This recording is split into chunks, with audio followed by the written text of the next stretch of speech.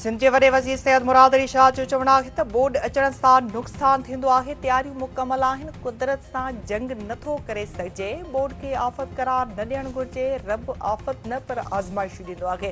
गुडू barrage वटां 11 लख पाणी गुज़रण जी गुंजाइश आहे। के ऐं टोड़ी बंद गुडू बेराज जा कमज़ोर हंध आहिनि। बोड दौरान कंहिं बि बंद खे नुक़सान न पहुतो आहे। सिंध सरकार बोड खे मुंहुं ॾियण लाइ तयारियुनि मां मुतमिन आहे। अवाम खे ॾुखे वक़्त में अकेलो न छॾे वेंदो।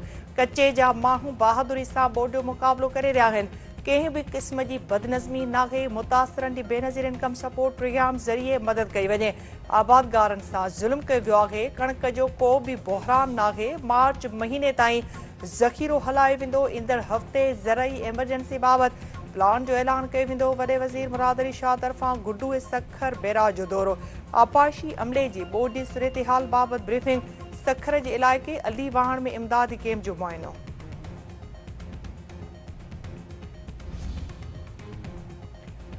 वज़ीर आज़म शहबाज शरीफ बोड मुतासिरनि लाइ रिलीफ पैकेज जो ऐलान। अगस्त महीने जा बिजलीअ जा बिल माफ़। संदसि चवणु आहे त बोड मुतासिरनि खां अगस्त महीने जे बिजली बिलनि जी ओगाड़ी न कई वेंदी। बिल अदा कंदड़ मुतासिरनि खे रक़म वापसि कई वेंदी। अगस्त महीने जे बिजलीअ जे बिलनि जी अदायगी हुकूमत पाण कंदी। बोड सबबि वॾे पैमाने ते जानी माली नुक़सान थियो आहे।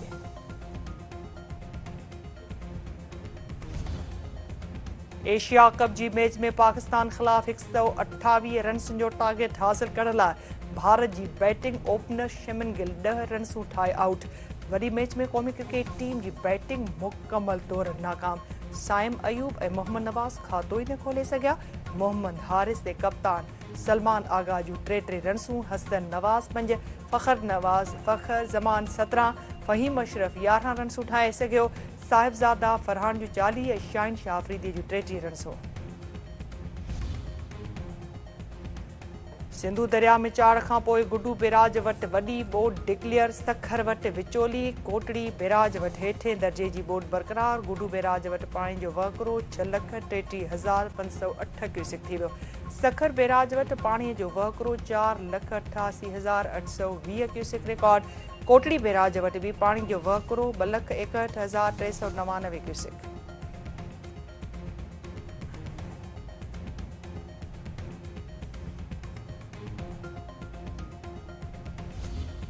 सूबाई घरू वज़ीर ज़ियाउल हसन लंजार तरफ़ां मिठियाणी में कोड़ी जा भाण बचाव बंद जो दौरो। संदसि चवणु आहे त बोड खे मुंहुं ॾियण लाइ समूरा इदारा अलर्ट आहिनि। सूबाई सूरतहाल कंट्रोल में आहे।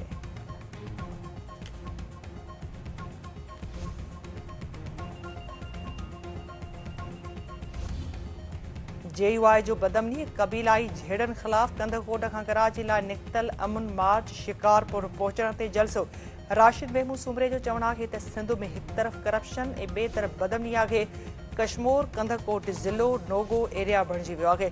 पुलिस ऐं रेंजर्स जे ऑपरेशन बावजूदि ॾोहारी कार्रवाइयूं करे रहिया आहिनि।